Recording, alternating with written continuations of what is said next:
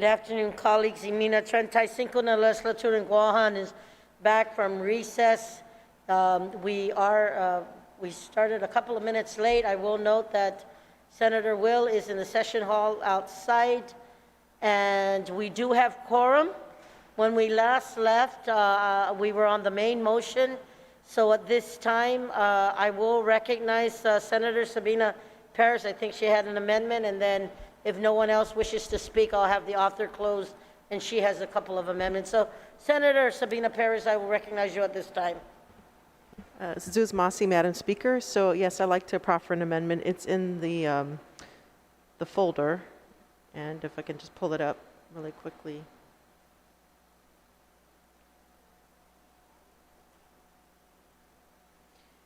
Okay, it's line 11, page 5. And it's I don't know, it's, yeah, what, I'm not going to, yeah, the Sfp P5 amendment. So it reads, to amend the bill to read, G, quarterly report to deliver to the legislature no later than 15 days following the end of every quarter, a written report of the planning program in progress. And then it reorders annual report to H. So in thinking about this, so I guess my question earlier was, how do we incorporate more public input?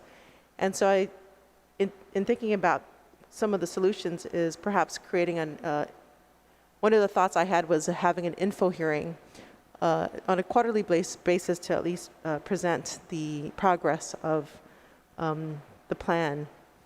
And then, you know, because the bill addresses what is mandated to BSP, it just made more sense to have the responsibility of BSP to produce these quarterly reports. And in the recess, during recess, I did speak with BSP, and they're in support of this.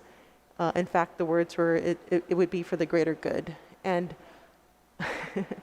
and I think that it's, you know, we can't mandate under this part of the law or the bill to mandate the legislature to hold informational hearings, but that is the intent, is for, you know, when this report is delivered to the legislature, that it does receive, you know, some public exposure. And it works two ways. It increases the transparency of what's going on as far as planning process goes, but it also can be used to inform the planning process. Because if all this time is invested into a plan and find out later down the road that it doesn't fit with the community, you know, it's time that could have been better spent if they were directed in a certain way. So I think it goes to improve the process in those ways. So that's why I came upon this solution for more public input. And the community can then, you know, once they see this report, they can then provide that necessary input. Thank you, Senator Perez. On the amendment, Senator Marsh Taichuno on the amendment. Sujus Maasi Maskahalu. I support this amendment. I know that it does have BSP support, and so it is something that they can do. And I really like that, you know, if we're doing something here, all of us want to make sure that the work is actually being done. And so I very much like the accountability that every quarter they need to report that progress. That gives them incentive to stay on task as much as possible, given our landscape right now, but I definitely want them to have incentive. And also, I do like the public awareness. Too often, as was said, a lot of good work is going on, perhaps, or just work is going on, but we're not necessarily aware of it. So I think the more that the public is aware of this sort of work going on, the better it is for all of us. Sujus Masi. Thank you, Senator Taichuno. I do want to note that, again, for all my colleagues, we have the letter item G that talks about the quarterly report, and then the OG becomes H now as it relates to annual report. So I just want to make sure that everybody has that amendment. Anybody else on the amendment? If not, are there any objections? Seeing or hearing none, motion carries. Senator Perez, I understand you have another amendment. Thank you, Madam Speaker. Yes, and I'm supportive of this bill, and I think it's important that, Gov Guam takes the lead, and I'm really happy to see BSP, with their expertise and their willingness to invest the time to holistically plan for the future. And, everything that was said in the legislative intent, I'm wholeheartedly in support of. And, with these additional measures such as transparency and accountability, I think that goes a long way to ensuring that we can achieve these noble goals. Masi. Thank you. Do you have another amendment or? Okay, thank you. Anyone else on the main motion? If not, Senator Marsh Taichuno, you may close. I know you have an amendment. Madam Speaker. Yes, I do have two amendments, and let me just look at whichever one makes the most sense to start with.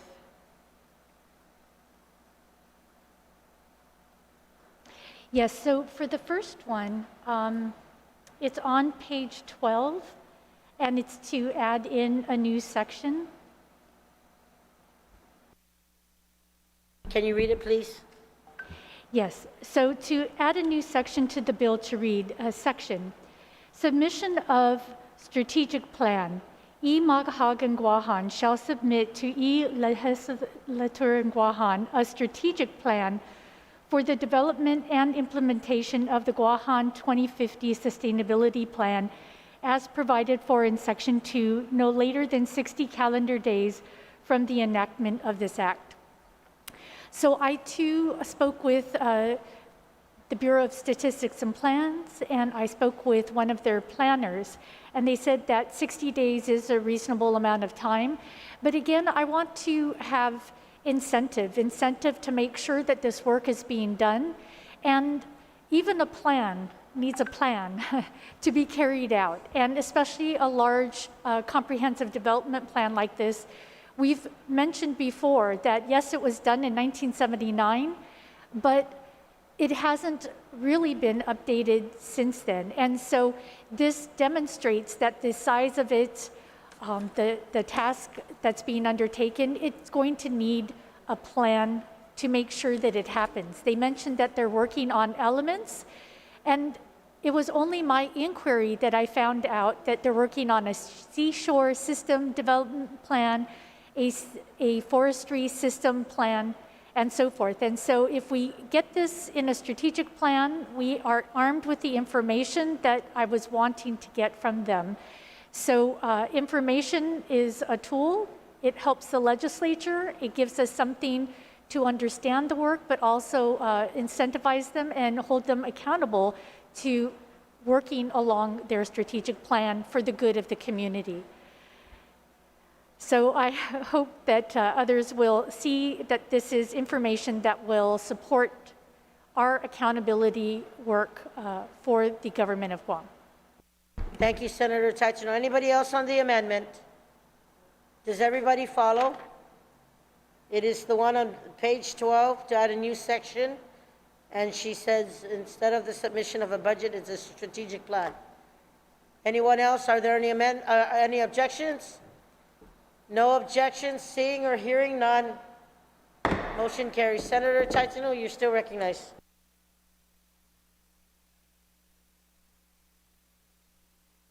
There is one more amendment, and it's on line 24, page 5. And I had mentioned before that I was interested in providing us as a body a little bit more review time. And so this body has the option of keeping the 90 days or giving themselves a little bit more time to go through this plan. So on line 24, page 5, to amend the bill to read, this is the subsection 1206, the plan adoption. And if we look at what is added in, it says, the legislature shall review and approve or disapprove the plan or any of its elements instead of the 60, instead of the 90, it gives us 180 calendar days of its receipt. In the event of a failure of the legislature to act within the 180 calendar day period, the plan or any of its elements so submitted shall be deemed approved. So again, if senators feel like they need more time to give this its appropriate review, and to make sure that we are holding public hearings and carrying out the work that we're meant to be doing, I've given them the option. We can stay with the 90 days as was already affirmed, or if we want a little bit more time for ourselves with a large plan like this, I wanted to provide that option. Thank you, Senator. Anyone else on this amendment? Anyone wishing to speak? If not, is there an objection? Is there an objection? Seeing or hearing none, motion carries. You can still. I'm sorry, it was cabled. And Senator Taichuno, you are still recognized on your closing. Seduas Maasi, Madam Speaker. So I wish to say Seduas Maasi to all of my colleagues for their amendments, for their discussion. I feel that work like this, as we have done today, makes the bill stronger. And I also appreciated the statements of support. It is time to recognize, I would like to take the time to recognize once again that our body has stood very strong all term, supporting sustainability goals. And I think that's something that's very commendable. The world has changed, and it's our responsibility to leave the old ways behind, to leave behind those old practices of dumping, burying, and shipping items off to China. It is our responsibility not to rob our children and grandchildren of an island that is just as special for them as it has been for us, if not better. We must do our part as a legislature to update the principles, the concepts, and the approaches to our government policy on comprehensive development. We must call upon the government to continue to update those policies on development. We must protect our community and the community's resources, which are challenged on nearly a daily basis with new challenges coming around the corner all the time.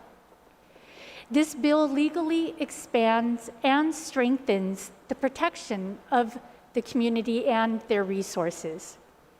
This bill is our opportunity to say what the GovGuam agency master plans should be, what the private and public development plans should be. It is our opportunity to provide better tools to decision-making bodies like the Guam Land Use Commission in their work. Without this bill, there is less protection, there is less guidance, and there are less sustainable principles in our development plan. And that does mean less for our community. Without this bill, we remain in a time warp. We remain in 1979 and the principles and the approaches that were of that time. So I'm calling upon my colleagues to please continue to lead the community in sustainable principles as they've been doing all term. Seduas Maasi. On the motion to push it down to the voting file, Ms. Senator, please. Yes, and I would like to move to put it in to the voting file. On the motion to place Bill 167-35 COR to the voting file, is there any objections?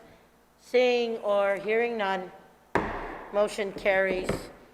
Colleagues, we are now on Bill 287-35. I will acknowledge Senator Josen Augustine. You may proceed. Thank you, Madam Speaker. I move to place Bill 287-35 into the third reading file, and I would like to discuss the bill. Sir, if you do me a favor, please read the title, if it says amended, the title, authors, and then the bill, please, for the record. All right. Bill number 287-35 CR as amended by the Committee on Federal and Foreign Affairs, Telecommunication, Technology, and Labor. Authored by myself, co-sponsored by Senator Jose Pito Terlay and Senator Clint Rigel.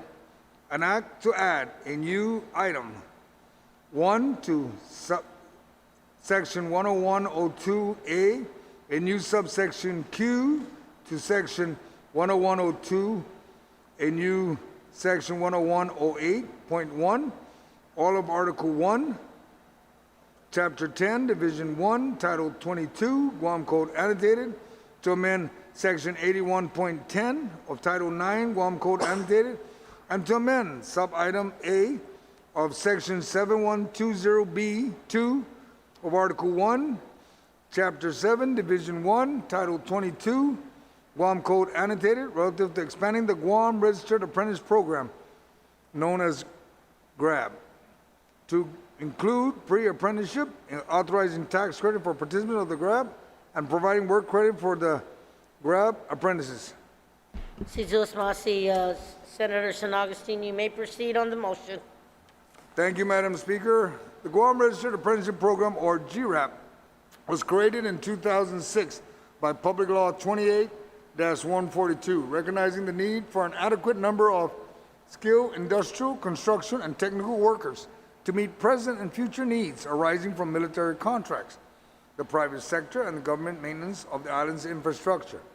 With H-2B shortage and worker requirement for Guam build-up related construction projects, Guam housing market continues to be out of reach for many families.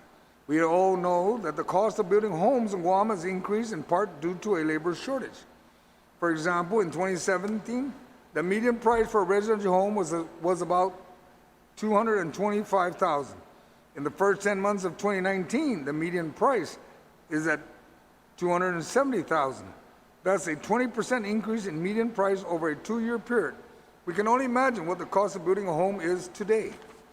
While the opportunity for skilled trainers to train numerous individuals with interest in construction training exists, the need to expand the opportunities for individuals often comes with the inability to cover costs for training. Offering a pre-apprentice training program will provide the industry with an opportunity to seek and retain the cream of the crop in trades workers, affording both employers and apprentices the opportunity to affirm their desire for employment. The tax credit offered to skilled trainers will provide the industry with a balance to continue the training of apprentices, ultimately gaining new skilled laborers. This credit is incumbent in the trainer securing 10 pre-apprentices throughout the term of the training. Madam Speaker, we will strengthen local construction workforce development by expanding available training opportunities under the GRAP to more individuals who desire to enter the local construction workforce as pre-apprentice.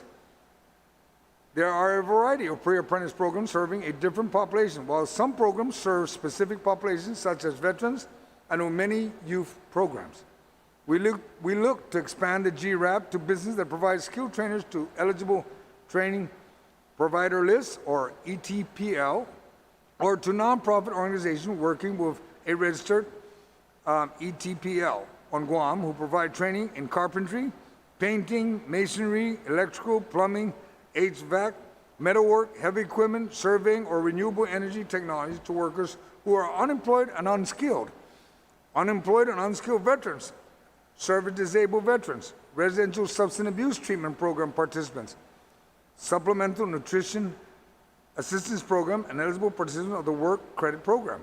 By including eligible participants of the work credit program, we will provide an opportunity for adult offenders to pursue rehabilitation while developing valuable skill critical to curb recidivism, while re-engaging their families and communities. These are but few of the goals we intend to reach with Bill 287-35. We can assist many individuals obtain skills for life that will encourage generous returns in the future. I'd like to thank you, Senator Jose Pito Terlay and Senator Clint Rigel, who signed on as a co-sponsor, and I hope that our colleagues will find this program beneficial to our community, and I humbly ask for their support. Thank you, Madam Speaker, for this opportunity. I have two Amendments? Yes, Madam Speaker, I do. I would ask my colleagues to please refer to the amendments, and I'll talk about the amendments in general, and then I'll ask my colleagues to please, on your computer, you'll find the analysis Guam Registered Apprentice. But I'll speak about it, and then I'll be very specific to where the amendments will be. Madam Speaker, statistics show that our island has seen the cost of housing and construction skyrocket because of the lack of skilled workers. With the support of many of our colleagues, we have made the price of overseas workers go up to assist in funding our apprenticeship program with the Department of Labor and the Guam Community College. But this is not enough. Apprenticeships are designed for those seeking employment in the trades field an opportunity to experience the work in the trades and establish their love for the job. Oftentimes, apprentices do not complete their training due to various reasons. These two amendments will assist the certified skilled trainers with some reprieve in the training of those who go through a pre-apprentice program. Currently, Guam law provides for a 50% tax credit against the BBT liability for any business that employs apprenticeship. So I'd ask my colleagues if you would refer to the analysis Guam Registered Apprentice. You see on that spreadsheet, it tells you about the 50% that's currently that exists.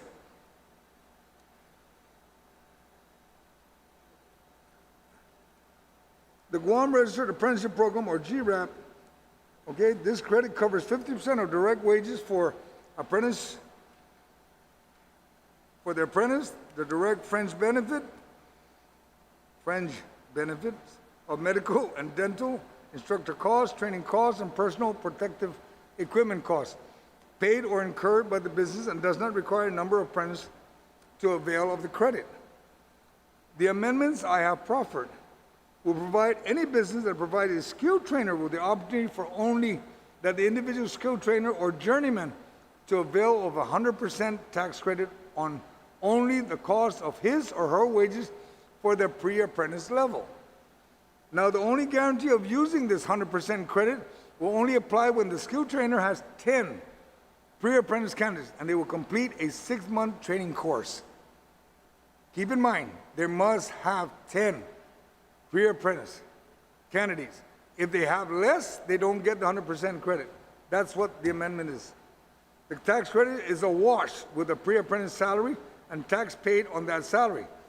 Madam Speaker, some of our colleagues have shared their concern with the loss of funding for the apprenticeship program. There will be no loss of funding.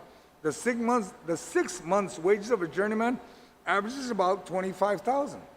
This will be offset with approximately $96,000 that the 10 pre-apprentice will be earning and taxes paid on these pre-apprentice wages, provided the journeyman has 10 pre-apprentice. If there is not 10 pre-apprentice, there is no 100% tax benefit. We will keep monies at home as local pre-apprentices will earn their wages and spend locally, contributing to our economy, whereas wages earned by H-2 workers will be sent over island and not circulate in our economy. Additionally, the Department of Labor recently received about $12 million in additional funding for the dislocated workforce program that may be used for this program and other programs to assist dislocated workers from gaining skills to enter the workforce. I encourage the review of the analysis provided for details. I ask my colleagues for their support. The two amendments is, I will read the first one, which is found on page 4. So it's page 4 and not 5, right? Yeah, no, we'll start with first with the page 4 one. And then the line, you will find that I'd have to change the line to line 13 because as we were looking at it, what was the committee submitted, it will reflect line 10. But when I look on our website right now, it'll actually be line 13. And all it's asking is business privilege tax liability equal to 100% of the eligible. And I remind my colleague, if there is no 10 pre-apprentice, this tax credit does not apply. And it only applies to that one journeyman or that one trainer. It is not for the whole business. It's for that one employee to train 10 pre-apprentice.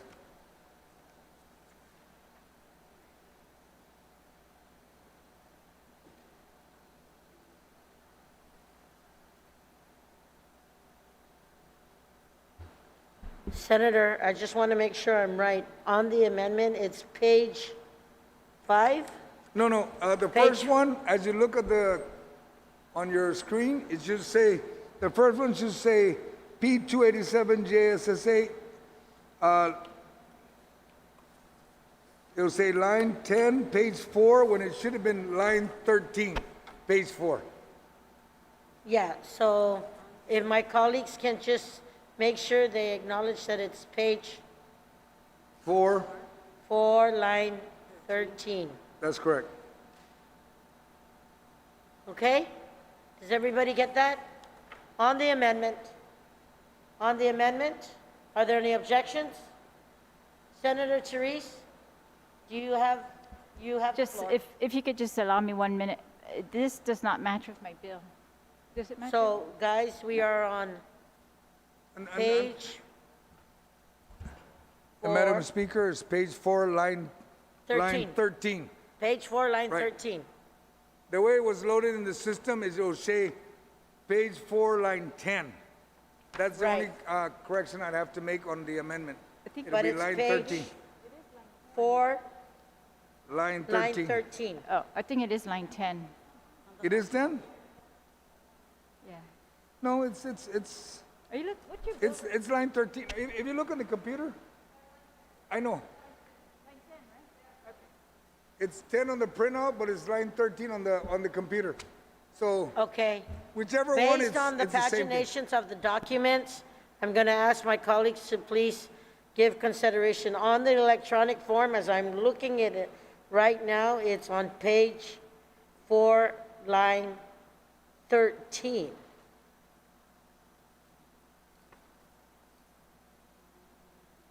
Okay, does everybody get that?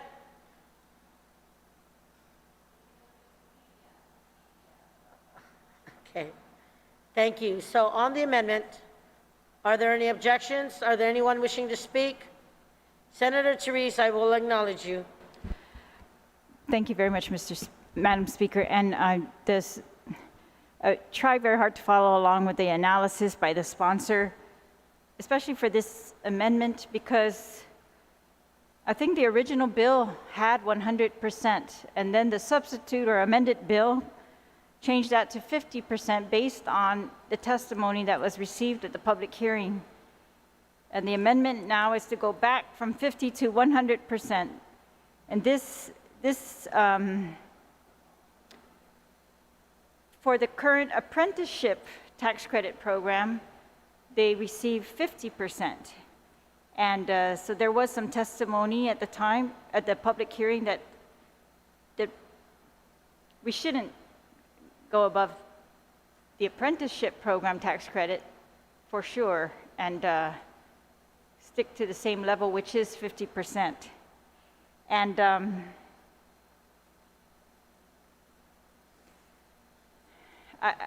so I saw part of the analysis that says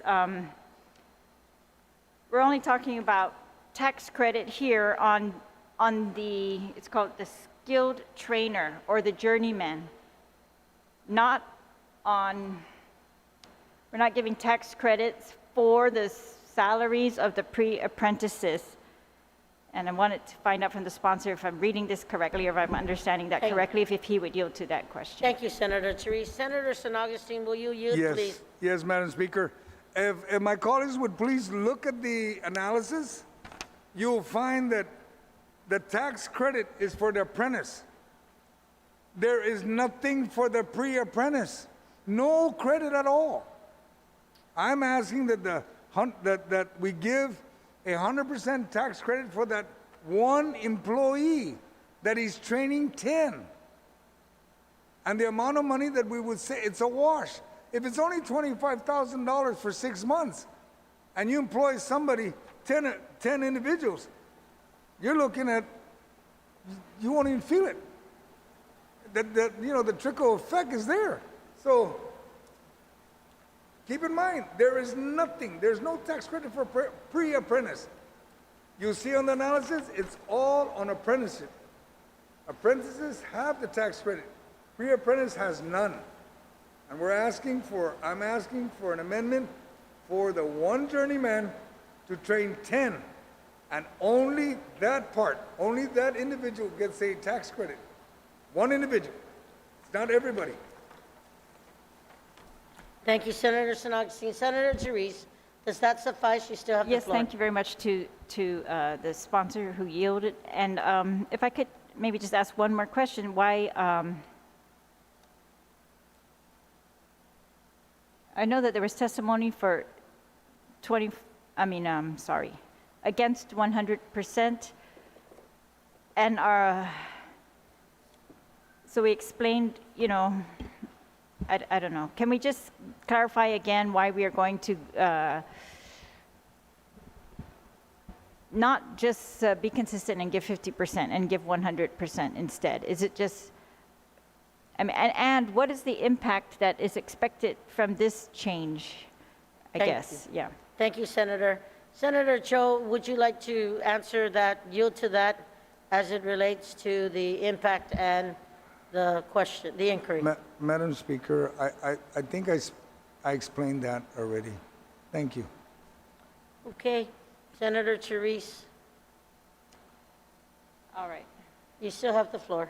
Thanks. Well, I'm just trying to, I worked very hard to follow along with this bill with the different versions, and so I thought it was very clear when they testified that it should be 50, not 100. And so now I'm trying to just get very clear why we're going to go back to 100.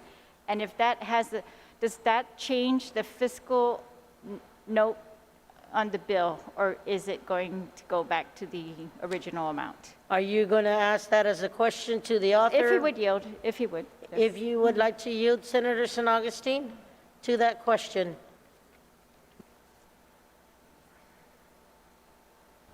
No, Madam Speaker, I'll yield to the question, but if you look at the original bill, whatever the fiscal note was, it reflected that. So when the bill was amended by the committee, all I'm doing is putting it back that the journeyman get the 100%. That's all I did. Thank you. Nothing changed. Thank you, Senator San Augustine. Senator Therese, you have the floor. All right. So on the amendment, according to the fiscal note, the full fiscal impact estimated at an additional 4.4 million for FY21 would be, that's how much would be reduced from general fund revenues.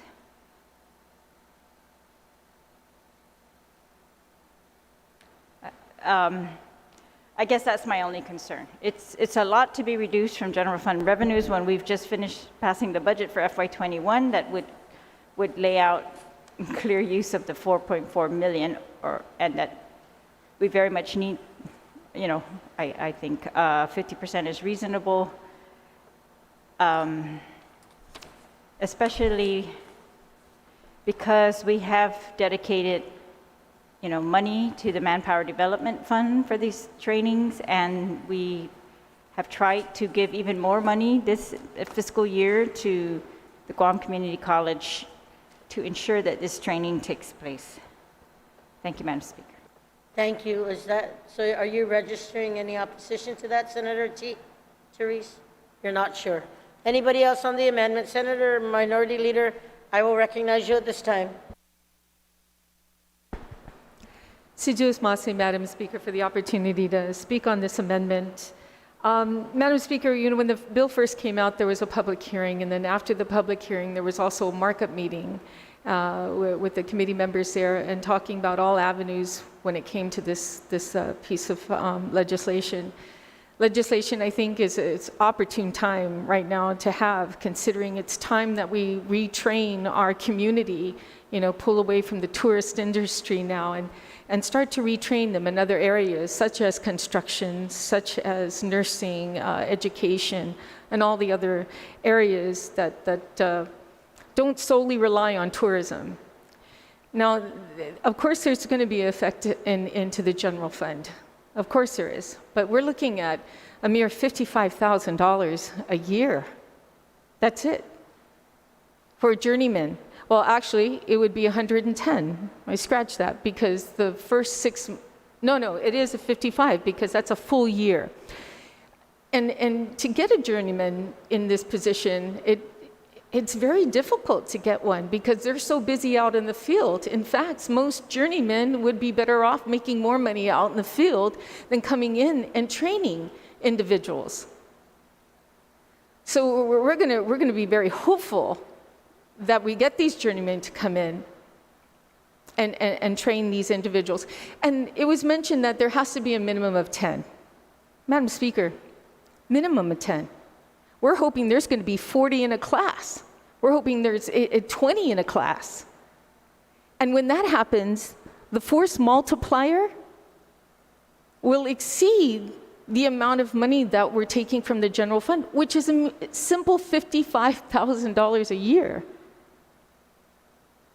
So the 100% encourages individuals to leave their place of work to come in, because then there are companies that have journeymen letting them go to the schools or to letting them to be a part of the pre-apprenticeship program to do this. It's encouraging. So I think this 100% does just that. It encourages a company who has a journeyman to come and be a part of this apprenticeship program that not just could yield 10 individuals, it could be more.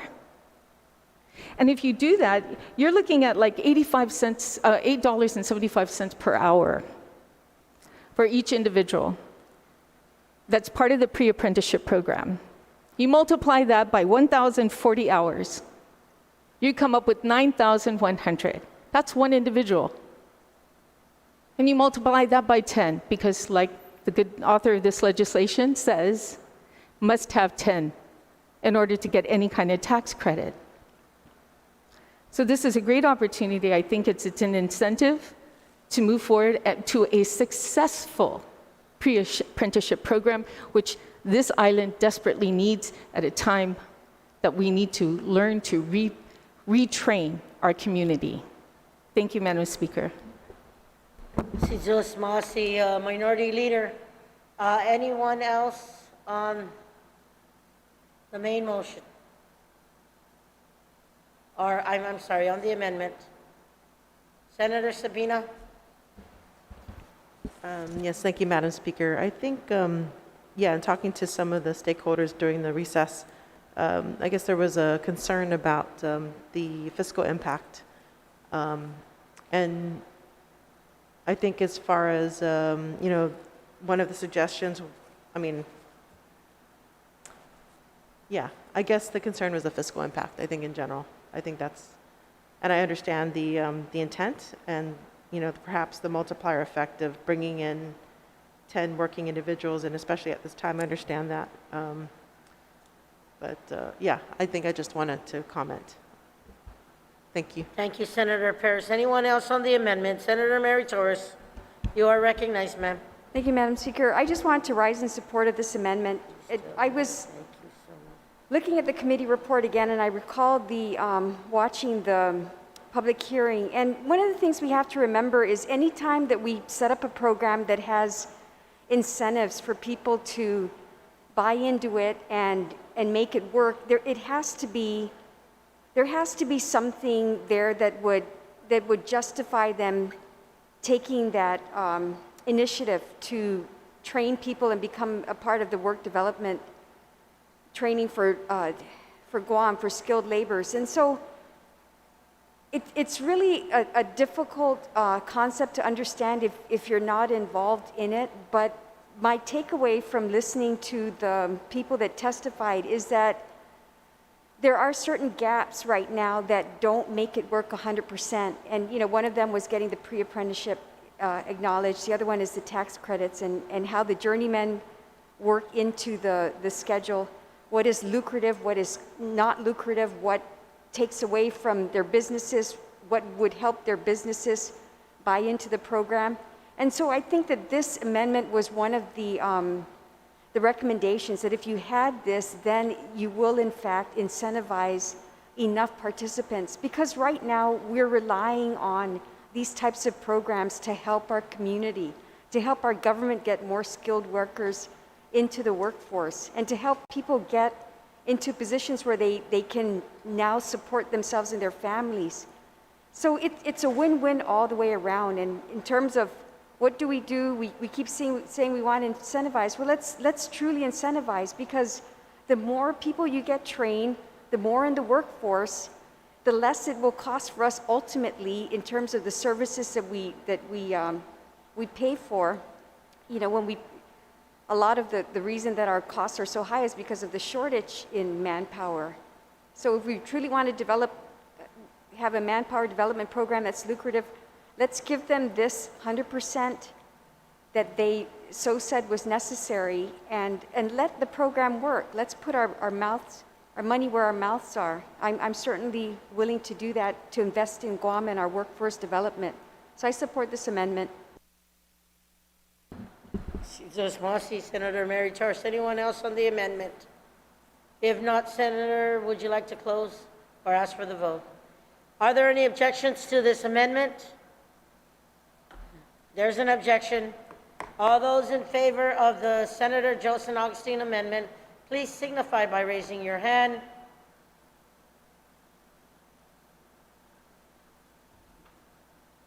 Motion carries.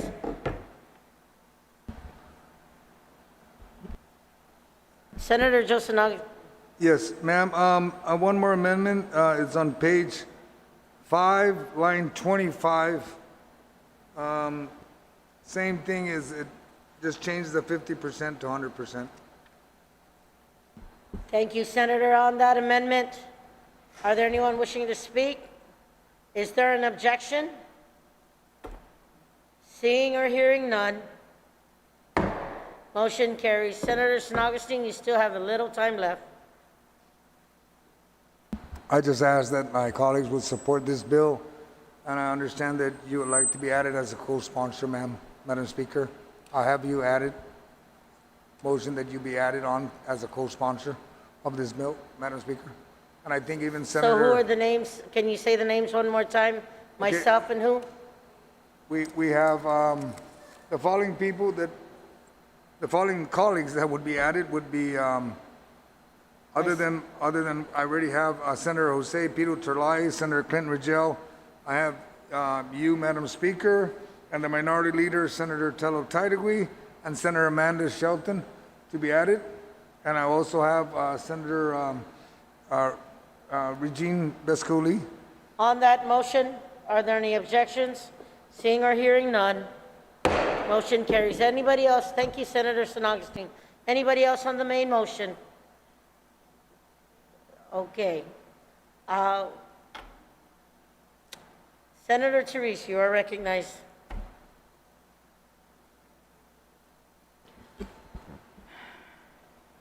Thank you, Madam Speaker.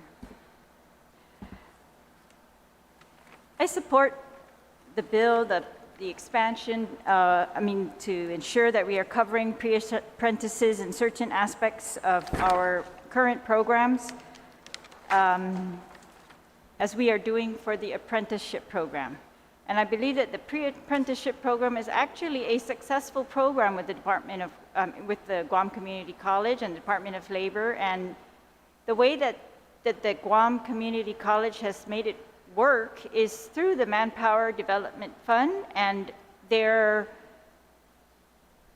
flexibility that they have been given to use that fund for apprenticeship programs, and when all costs of the apprenticeship programs are taken care of, then to use it for the pre-apprenticeship programs. And we've seen it in their boot camps, and those are their pre-apprenticeship programs. And we've seen it, they've talked about a lot recently, especially because of their working together with Department of Labor to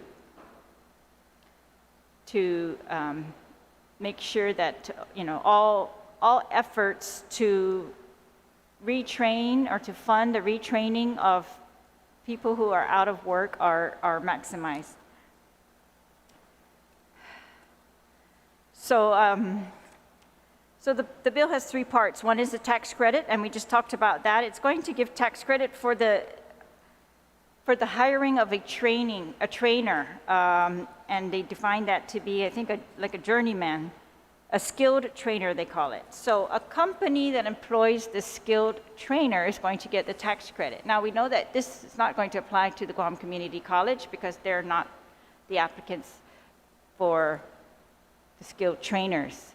In the apprenticeship program, which is patterned after, it's the employers who are getting tax credits because they are hiring these apprentices. And, but this is a little different because it's only giving the tax credit to those who employ skilled trainers, the trainers of those pre-apprentices. But my concern, I guess, is on page, and then the second part of the bill gives work credit.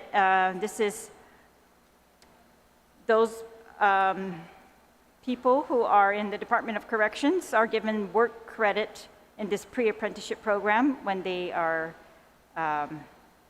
what they can gain credit while they are in the Department of Corrections. But it's the third part, and this is the part that affects the Manpower Development Fund. So the third part of the bill in section 6, page 7, it takes the statute of the Manpower Development Fund and directs that it be used to fund financial assistance to students enrolled in the pre-apprenticeship program. So right now we give financial assistance to those enrolled in the apprenticeship program. And so that would expand it to the pre-apprenticeship program. The issues that I've been able to ascertain through discussions, through reading the testimony in the bill and discussions with the president of the Guam Community College is that right now, even with the apprenticeship program, there are risks of we're going to pay for their education, and of course we want them to finish, but they don't always. And we're giving tax credits and lots of, other incentives. But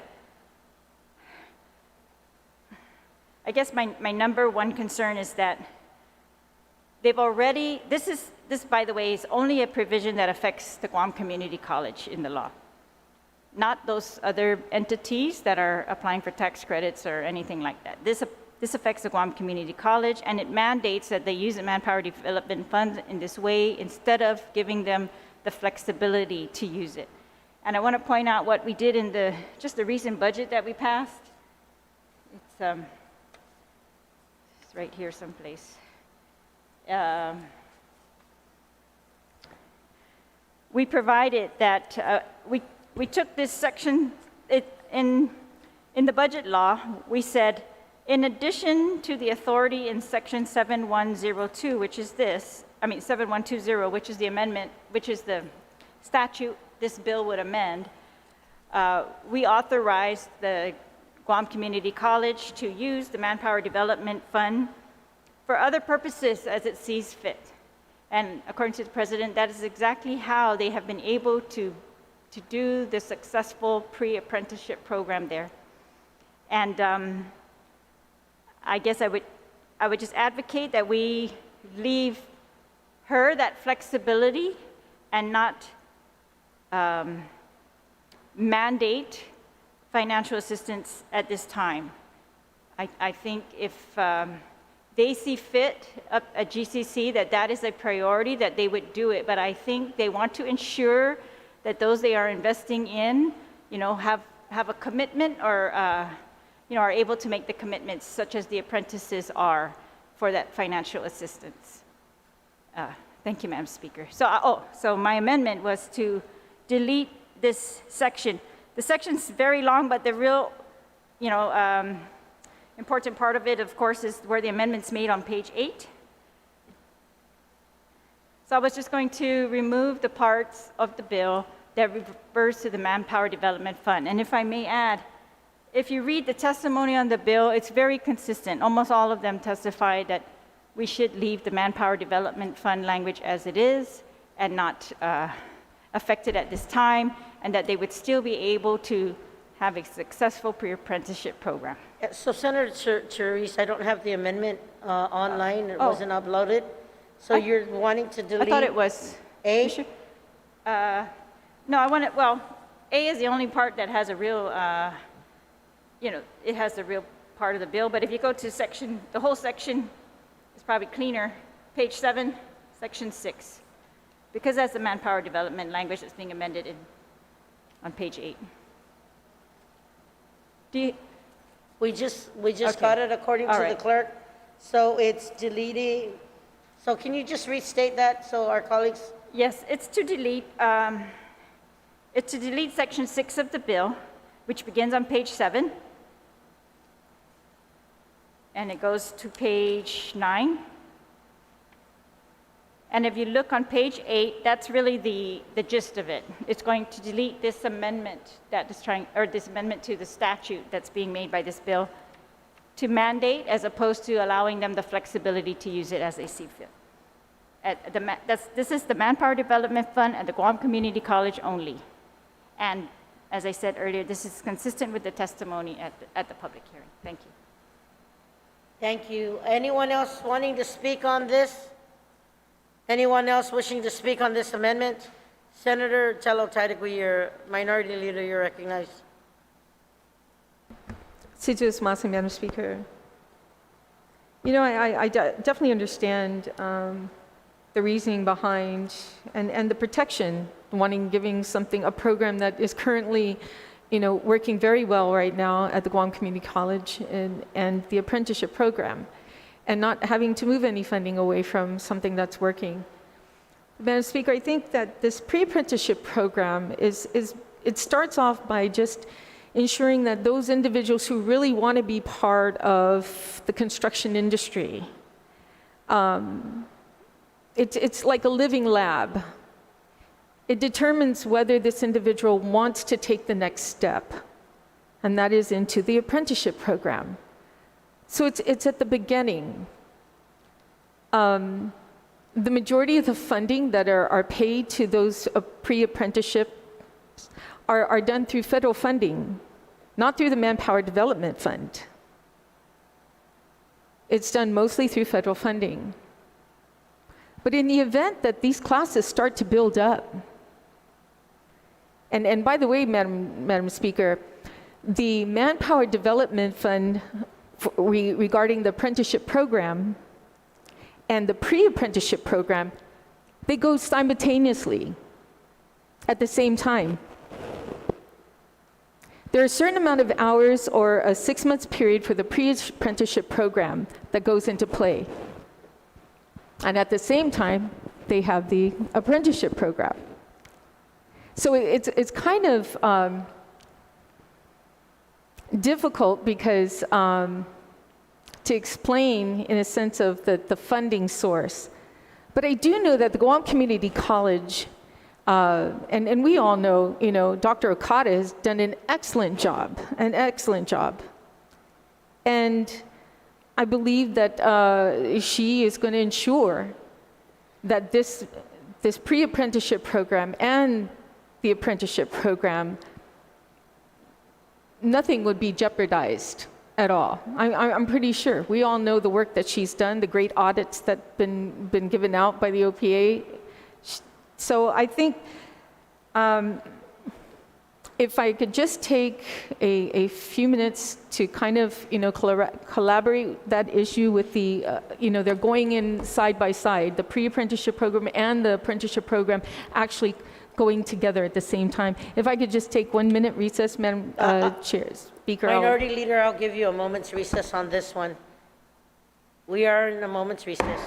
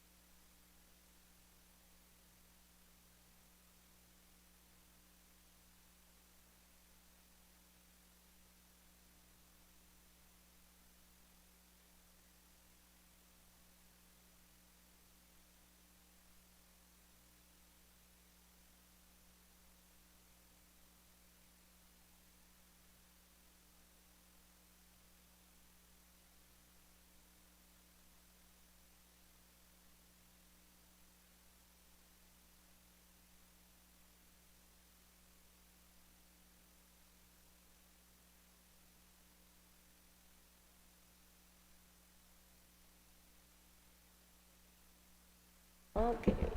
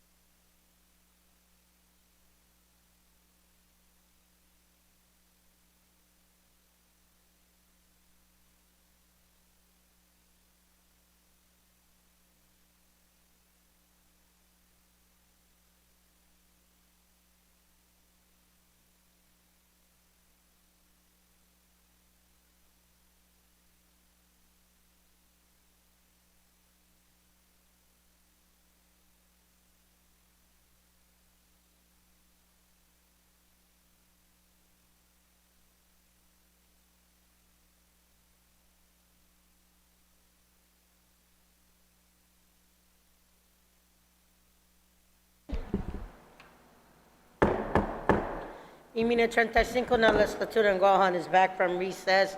Minority Leader, you still have the floor. Please proceed.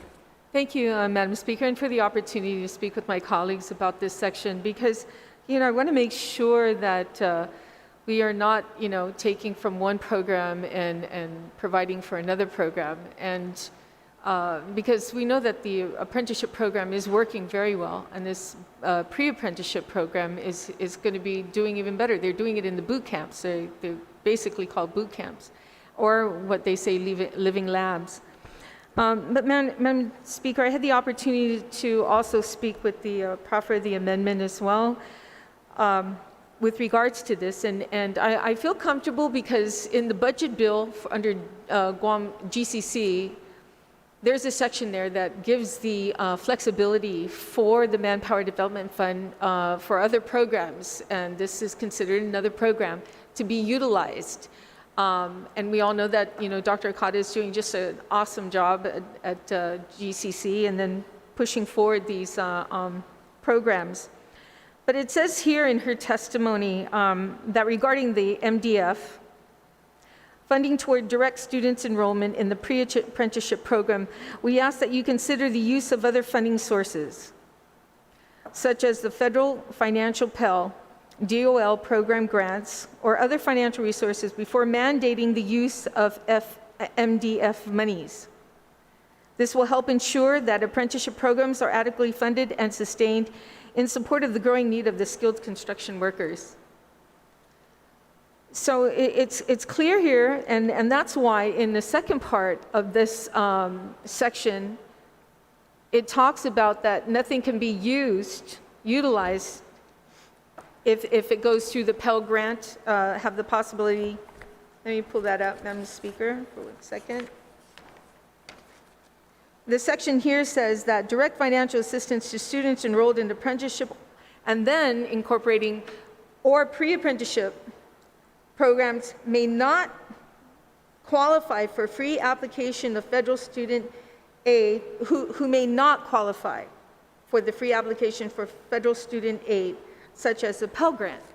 So if they're able to qualify these Pell Grant, then they don't qualify the Manpower Development Fund.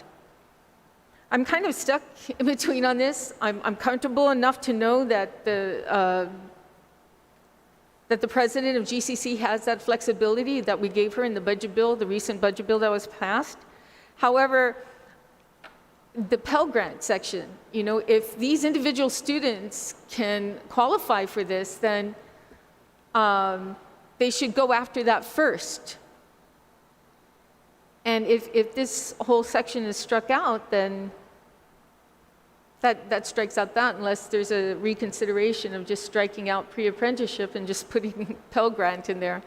That might take care of it. But I thank you, Madam Speaker, for the opportunity to speak on this and register my concerns. Thank you. Thank you, Senator Tadegui. Senator Joseph Augustine on the amendment. Madam Speaker, I object to the amendment. And I'd like to just make a statement that, number one, I just spoke to the president of the Guam Community College, and she was very specific. She could work with either one, if it's there or not there. I just prefer it stays there. That's part of the bill. This went through the whole public hearing, the markup, the whole thing. I'm very comfortable that the people of Guam are well aware of how this bill was developed and how it's being presented today, and that we just stick with the bill. So I do object to the amendment. Thank you. Thank you. Anyone else on the amendment? If not, Senator Therese, you may close. Thank you, Madam Speaker. And I appreciate the input from my colleagues. And all I'm trying to do is, we already know that the pre-apprenticeship program at Guam Community College in particular is successful, that they have been given the discretion to be successful, and that they have in fact used manpower development funds after they have taken care of all the obligations of the apprenticeship program, which is really our number one goal, because the apprenticeship program are those students who are employed or who are lined up, who are committed, and they have to sign on to those commitments. And so we are investing full tuition for them. And what GCC has been able to do is extend, in certain circumstances, when there's funding enough, to pre-apprenticeship programs. And so we, even in their most recent forum, they discussed these pre-apprenticeship programs, a lot of times described as boot camps and different things. But if we just read the testimony in the committee report, so the Guam Community College says, regarding the use of MDF funding toward direct students enrolled in the pre-apprenticeship program, we ask that you consider the use of other funding sources, such as federal financial aid, Pell, which is in this bill. But she goes on to say, DOL, Department of Labor, program grant funds, or other financial resources before mandating the use of the MDF monies. This will help ensure that apprenticeship programs are adequately funded and sustained in support of the growing need for skilled construction workers. And I think we all, during our budget, described how we anticipate this growing huge need for apprenticeships. And then in the testimony of Mr. James Martinez, who is the president of the Guam Contractors Association, he also points out the other thing, Manpower Development Fund. I think we should just take the Manpower Development Fund alone and agree with Dr. Okada that there are other programs that would provide funding for pre-apprentices. That includes some WIOA, I think they call it WOIA funding, from the Department of Labor, that we can start with for pre-apprenticeship. And then when they graduate and complete the program and get into an apprenticeship program, then the NDF fund should be able to fund that program. So I like to keep the Manpower Development Fund just for the registered apprenticeship program rather than to be used in pre-apprenticeship program to pay for instruction and whatever else. I think you should leave that alone. And the other companies that testified, of course, a lot of what they testified about was for the tax credit. So this part does not in any way affect those companies who will be getting tax credits. This whole section of the bill only affects the Guam Community College, and instead of giving them the discretion to kind of push the students to, towards the other sources of funding, including the Department of Labor, we will be mandating them, if we don't accept my amendment, to use it for this, to share the apprenticeship program funds with pre-apprenticeship program funds. And I don't necessarily think that, well, anyways, I just think with the needs that we have today and the higher guarantee that we get out of the apprenticeship programs, that we should leave that intact. And with the success, especially that GCC has been able to be flexible and use their funds for pre-apprenticeship programs, that we should not prioritize or force them to use these funds prior to them pushing the students to find the other sources of funding, especially Department of Labor WOIA funds. This is Mossy, Madam Speaker. Thank you, Senator Therese. There has been an objection to the amendment. All those in favor of Senator Therese's amendment, please signify by raising your hand.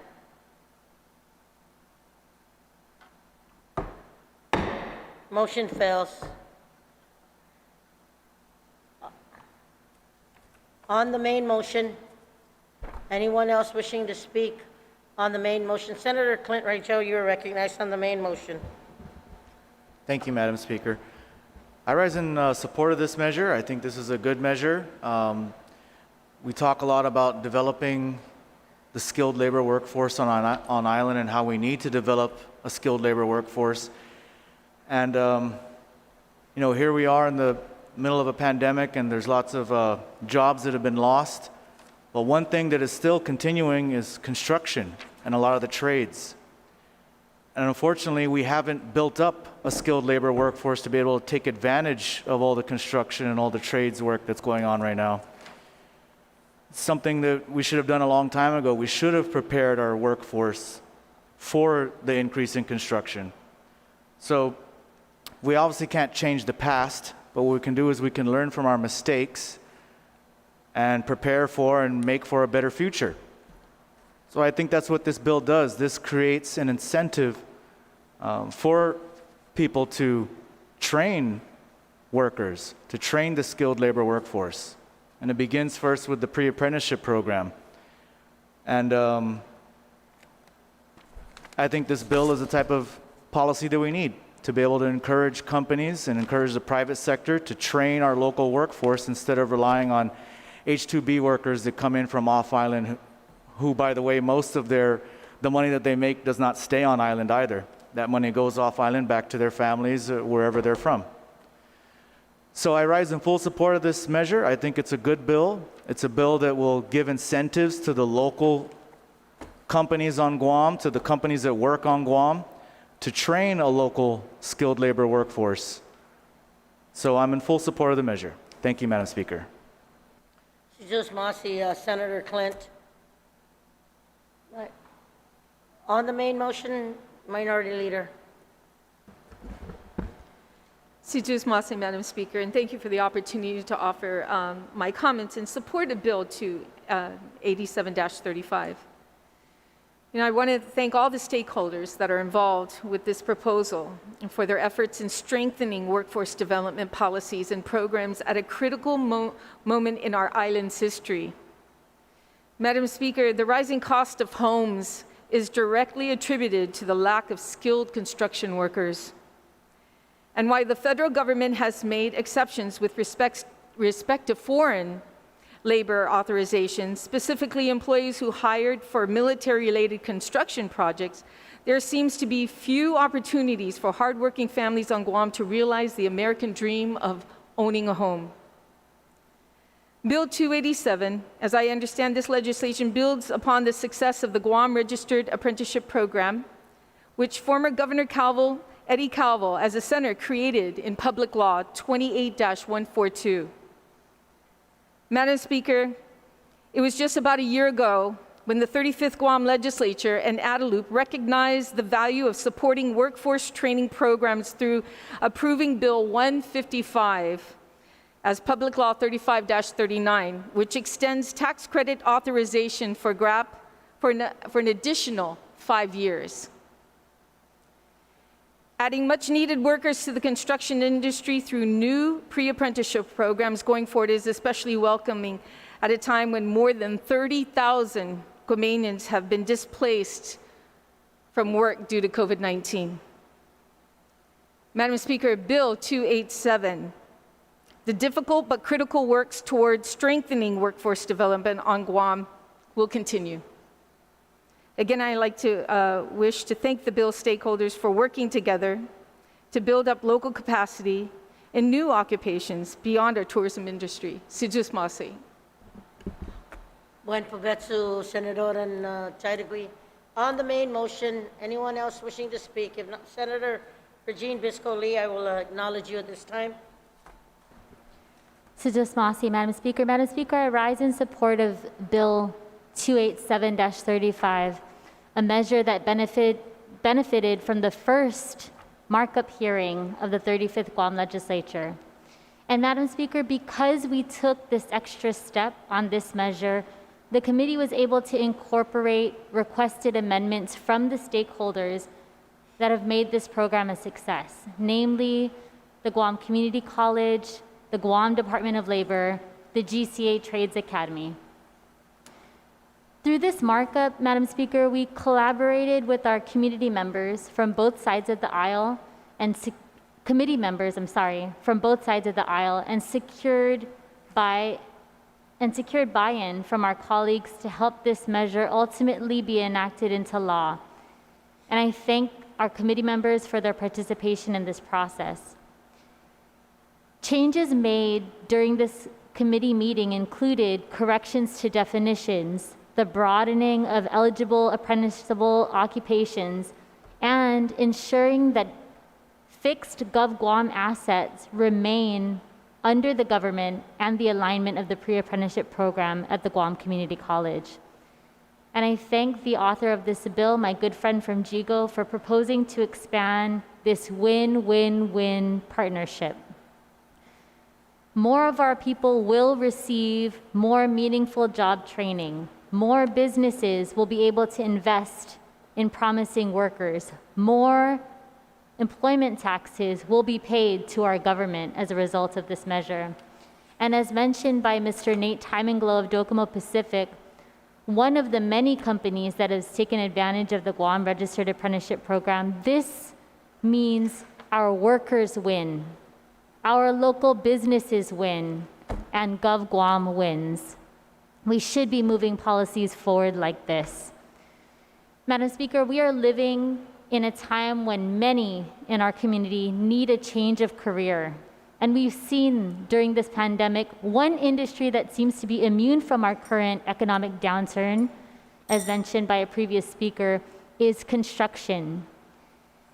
And enacting this measure can also help bring more of our people into the most important field during this time of COVID, healthcare.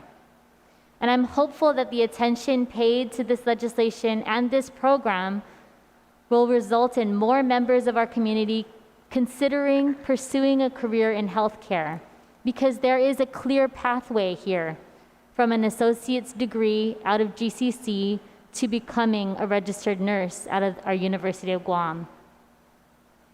Madam Speaker, passing this measure can provide hope to many families who are dealing with lost wages. It will help businesses who are struggling with fewer available foreign workers, and it will help government coffers from being drained from the lack of tourist spending.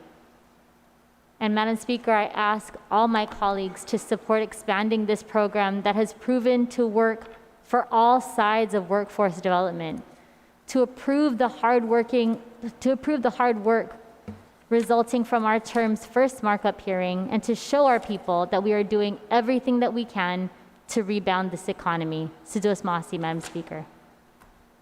Buen Pubetsu, Senator Lee. Anyone else on the main motion? If not, Senator San Augustine, you may close. Thank you, Madam Speaker. Before I close, I'd just like to add two other colleagues. I failed to mention them. I apologize. Senator Kelly, who participated in the markup, and Senator Will Castro as co-sponsors, ma'am. On that motion, are there any objections? Seeing or hearing none, motion carries. Senator San Augustine, you can close. Thank you, Madam Speaker.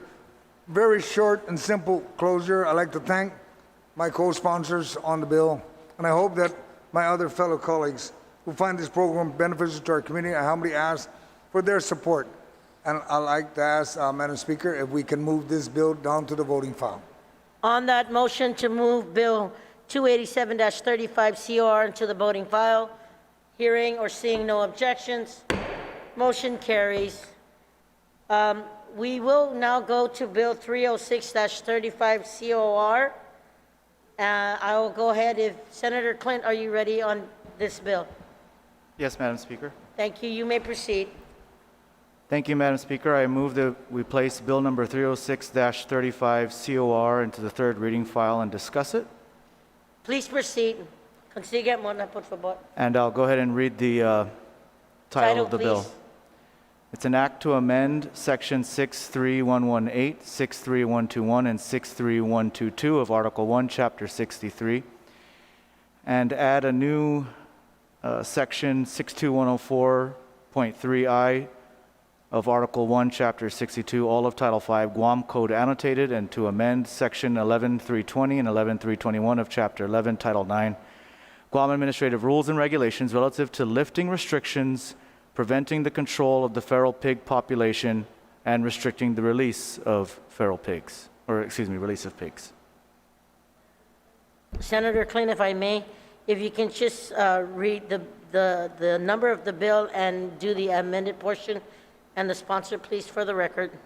I apologize. It's Bill number 306-35 COR as amended by the Committee on Economic Development, Agriculture, Maritime Transportation, Power and Energy Utilities, and Emergency Response, introduced by myself, Clinton E. Rugel.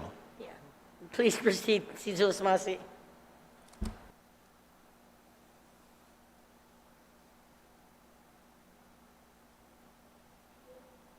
Thank you, Madam Speaker.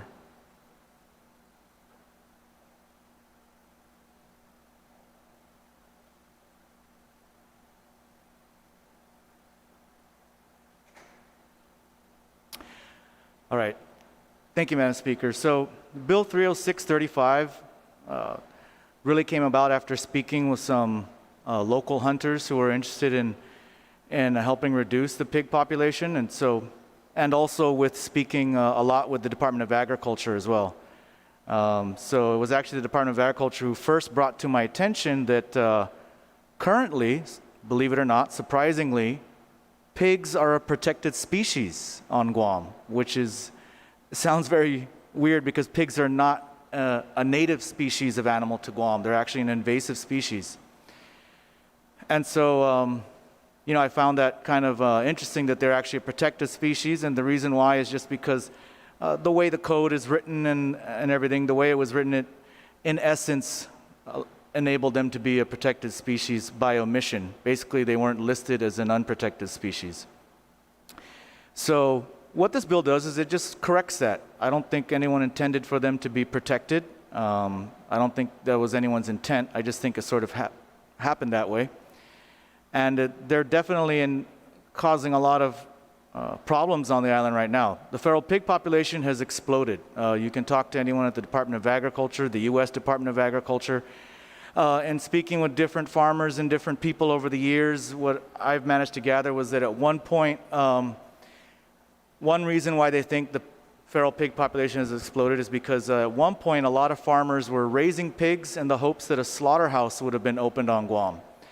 The slaughterhouse never materialized. There was numerous times it was attempted and never came to fruition.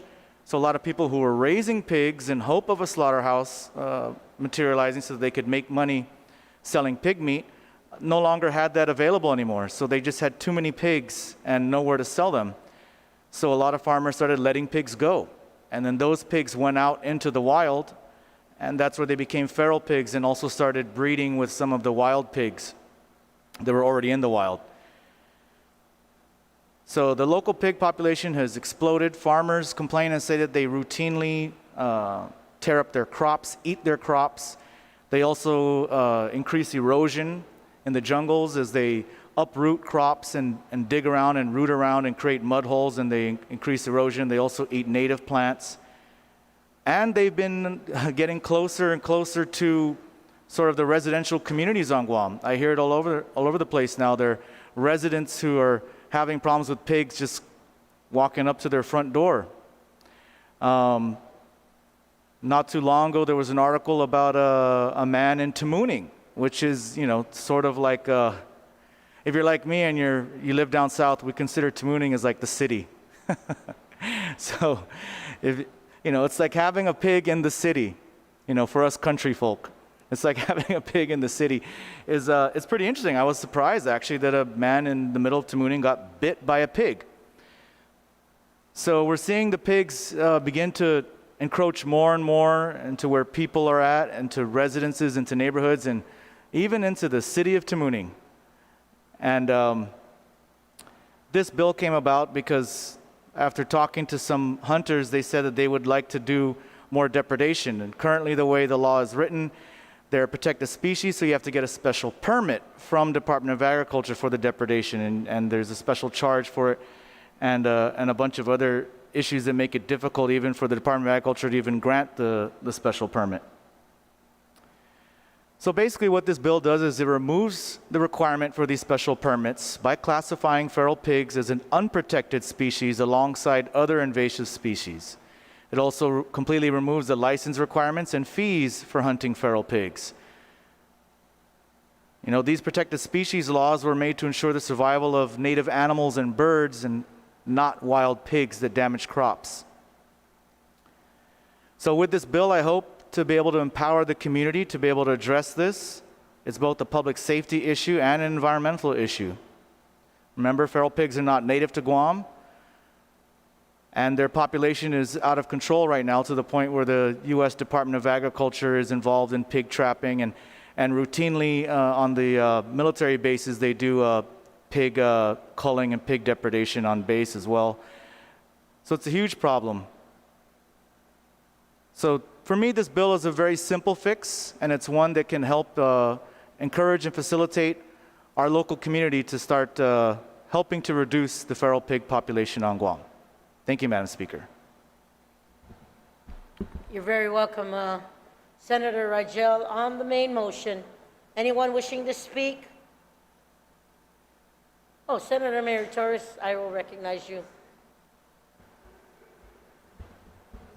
Please, you may proceed. Senator Rigel is surprised that I'm raising my hand in support of this bill. But, Madam Speaker, I fully support this bill. I remember when it first came out, I was like, Santa Maria Nananzuo's Hafesti. I mean, really, what is this bill about? But Senator Rigel's correct. This is an extremely practical bill that addresses a real problem in Guam, a real problem with regard to the deforestation of trees in the south. I remember being with a Department of Agriculture official who was explaining to me what is occurring on the hillsides, how so many of the trees are being compromised by the pigs that, dig at the roots, that are foraging. The farmers, one of their biggest challenges is to their crop survival is feral pigs, in addition to the insects and the pests, the pests, normal pests. And also, even when we took a tour recently of the Cerianthus nelsoni, that protected tree in the military property, they described the biggest threat to the survival of that tree and many other endemic species to Guam is the feral pig population. And when you think about, the balance in our ecology, a lot of times we think that animals should just manage and somehow balance out and coexist with everything else in nature. But Senator Rigel brought up a good point, which is the reason that these pigs are decimating at the rate that they are is because they've now crossbred with a domestic pig that makes them a lot more resilient, a lot larger than what the pig that is more, the customary pig from, I guess pigs were imported at one point, but the pig of yesterday was a smaller pig that kind of just assimilated into the nature. But I think that if we really are to try to preserve the forests of Guam, the jungles of Guam, and the trees so that they can allow to grow to maturity, we do need to cull and lessen the population of these feral pigs. If we need to give our farmers more hope of their crops surviving, we need to control the feral pig problem.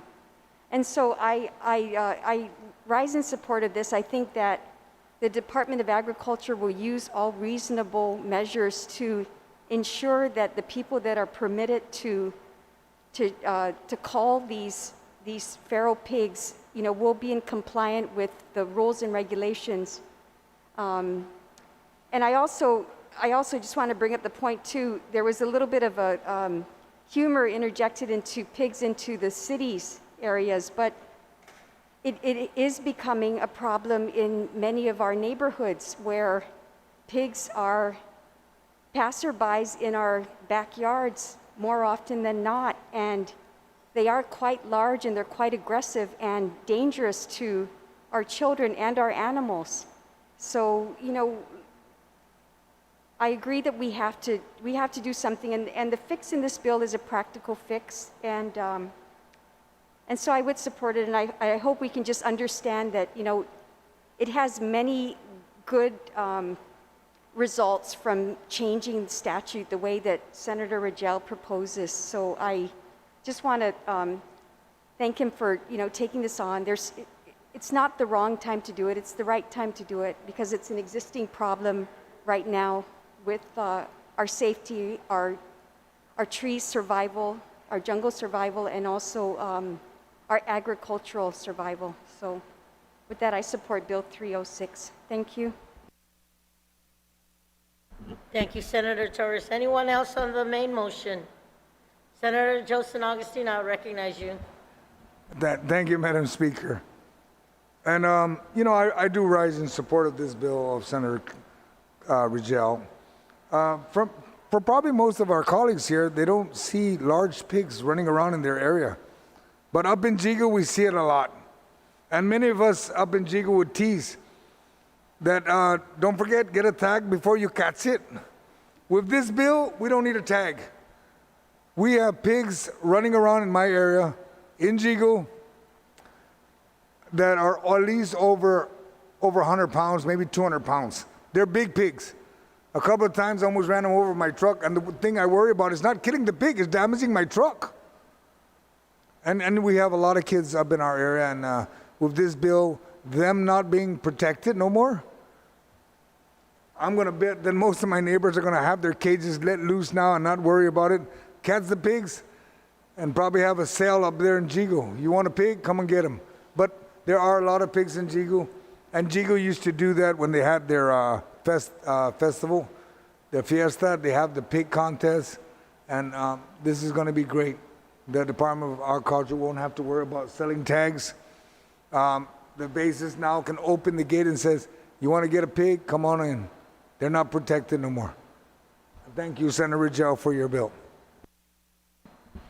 Thank you, Senator San Augustine.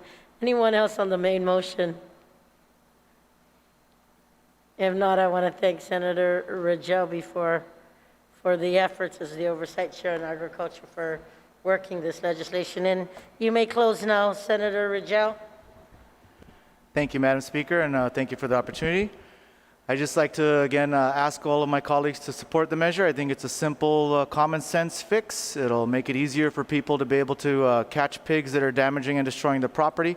And just to be clear, to clarify a few things, I know there was some concerns raised by a previous speaker during the public hearing, but I think I discussed it before about, there was some concern, does this mean people are going to be able to shoot their guns in their neighborhoods after the pigs? No, it doesn't. All the gun laws still apply. So there are current laws in the books that say you can't fire off a firearm in a residential area if there's so many feet between houses, et cetera. So all those, I don't remember the exact law off the top of my head, but all those laws still apply. So what it does, it allows for people, especially when larger properties, to be able to shoot pigs, and it does allow people to set traps on their property to be able to trap pigs as well. And that's what I hope people will start doing, is setting traps on their property, trapping pigs. And I think it also adds to our food security as well. Is another issue I didn't talk about. In these difficult times, now this is another option for people to be able to catch pigs that are running around their property and then feed themselves with the pigs, feed their neighbors with the pigs. I will say we had a pig derby with the Department of Agriculture a few months back. I think it was around the summertime. And it was a success.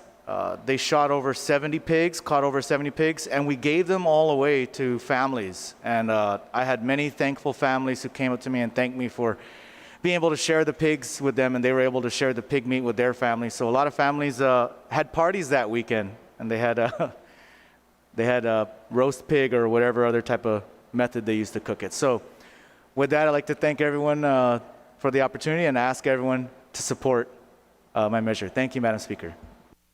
Thank you, Senator. Can you push it down to the voting file, Senator Clint?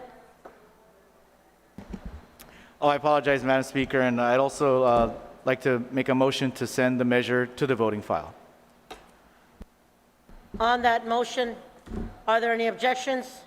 Seeing or hearing none, motion carries. Colleagues, I'm going to try and push one more bill on the agenda for this afternoon. Senator Mary Torres on 378-35 LS. Are you ready? Yes. You may proceed. Zeus Masi. I move to place Bill number 378-35, which is an act to add a new section 57108 to Chapter 57, Title 10, Guam Code Annotated, relative to the establishment of a non-expiring Guam identification card for residents aged 56 years or older, into the third reading file. And if I may discuss the bill, please. Thank you, Senator Torres. And if you may, can you just note that it's an LS, not a COR?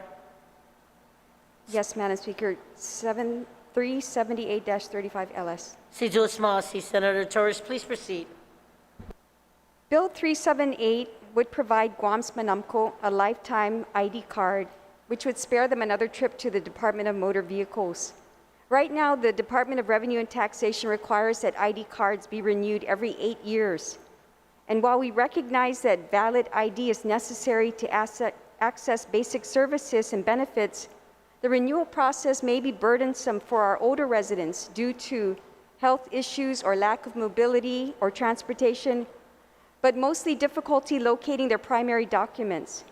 In response to these challenges, several jurisdictions in the U.S. currently provide a lifetime ID card for their senior citizens, which allows them to maintain official government ID without worrying. Of the states that provide this service, the average age for permitting a non-expiring card is about 65 years. So this lifetime card would be a non-real ID compliant, which is due to local and federal requirements. And I'll explain a little bit. Under the Department of Homeland Security, states must recertify their compliance with the Real ID Act every 3 years on a rolling basis. And as a result, no state currently provides a Real ID compliant lifetime card so as not to interfere with these federal regulations. In addition, our local DRT permits residents to obtain both a Guam ID and a driver's license, but only one of them can be Real ID compliant. So this lifetime card is therefore non-Real ID, so it won't conflict with those driver's licenses that also serve as Real IDs.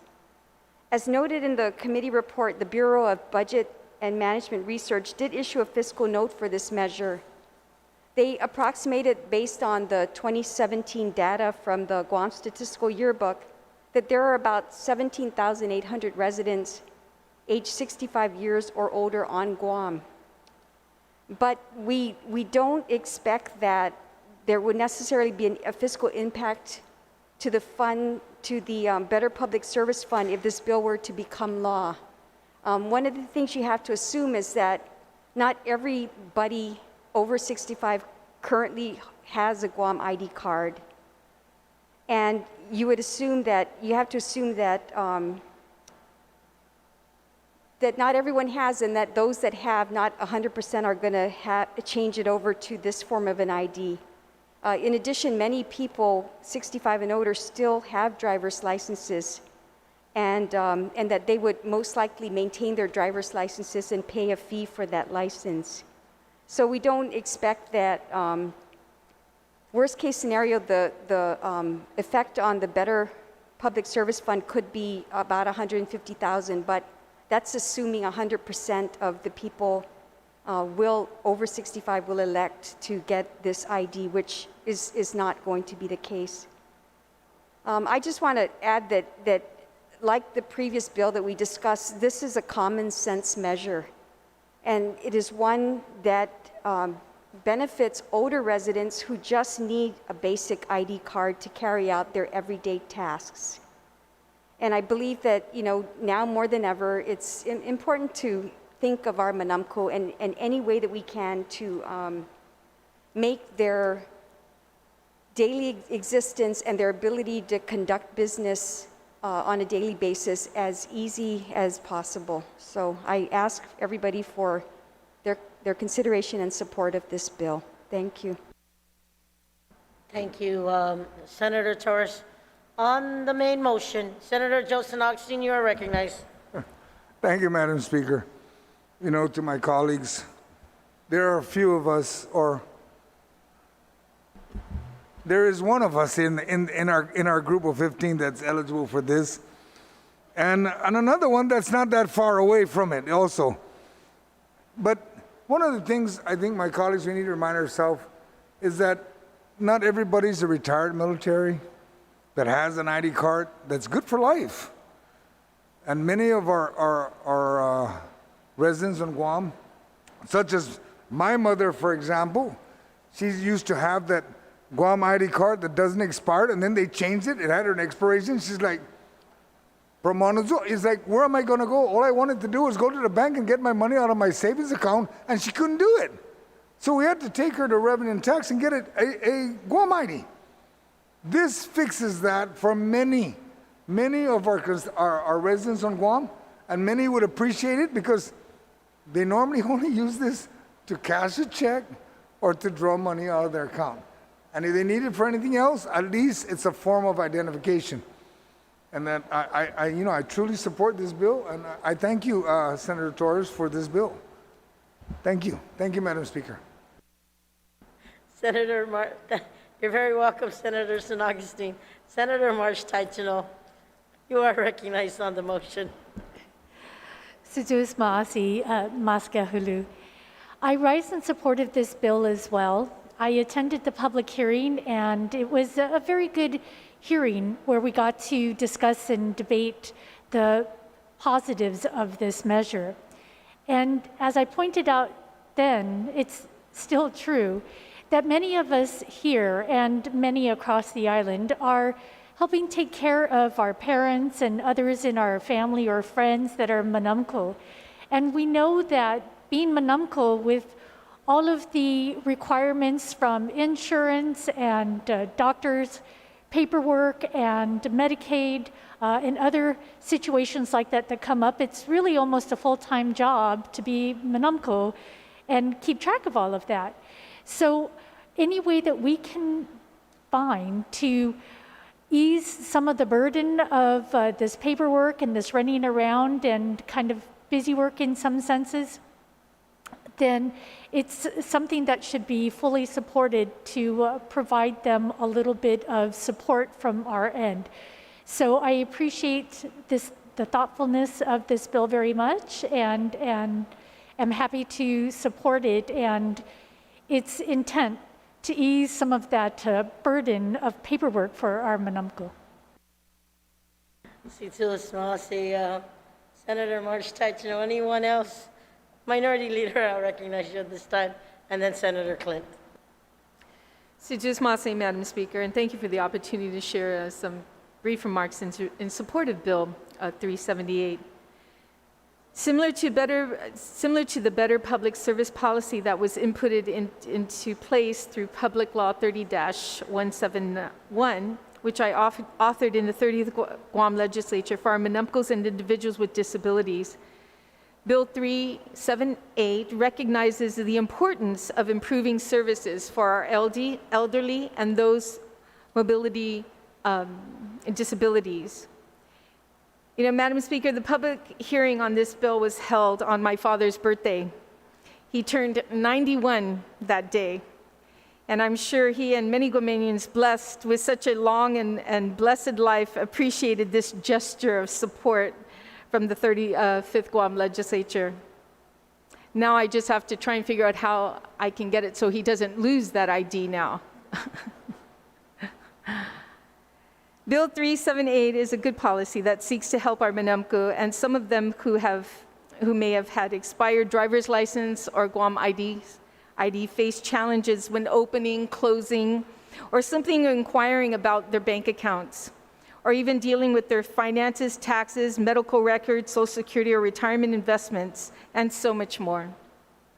With a lifetime Guam ID, our manumkus will be able to go about their lives with one less thing to worry about. Sejus Maasi, Madam Speaker. Agumas, Senator Tairagui. Anyone else on the main motion? Senator Clint, consigue mo na por favor. Thank you, Madam Speaker. I also rise in support of the measure. I have two, my parents would be prime candidates for this. It's difficult taking them places and doing things because they have underlying health conditions. They have numerous health conditions, and with their age, it makes even something that seems like a simple errand, like going to renew a driver's license or a passport, a lot more difficult. So I'm in full support of this measure because I see how it could definitely be a help to the manumku. Thank you, Madam Speaker. Buen provecho, Senator Rangel.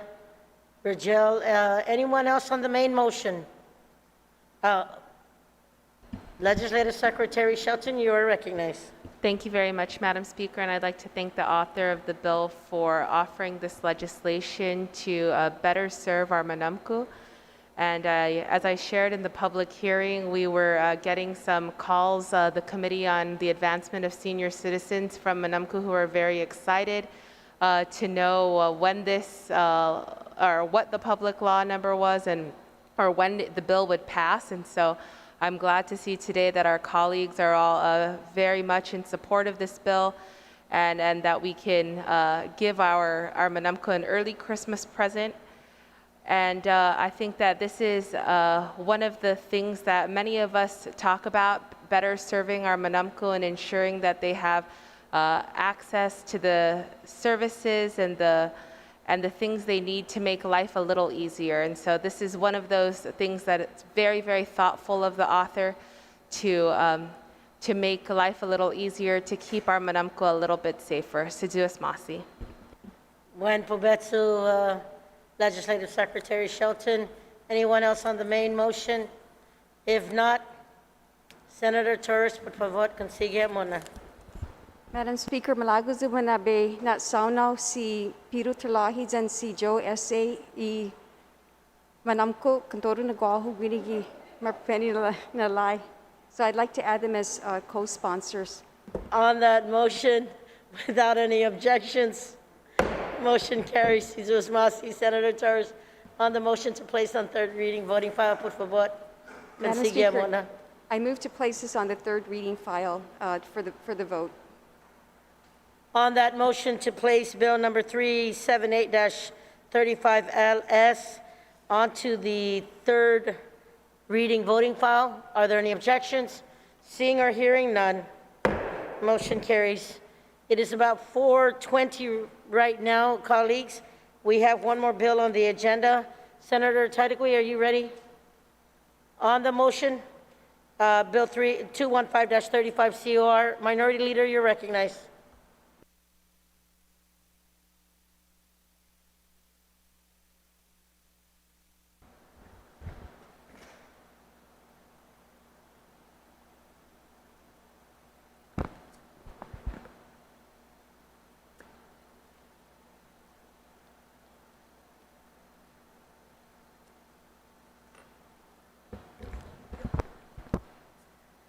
Thank you, Madam Speaker.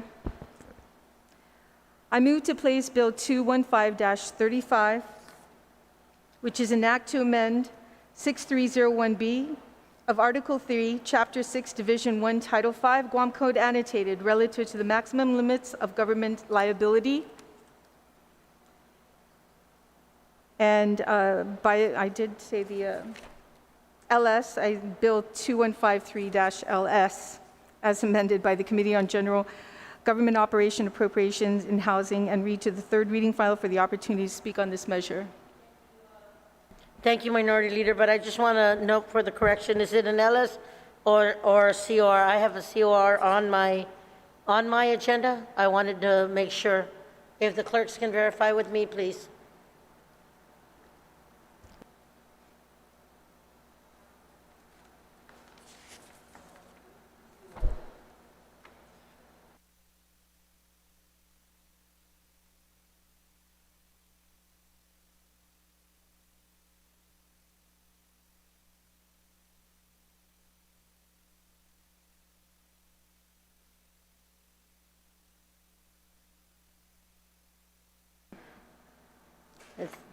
Thank you, Minority Leader. It's a COR.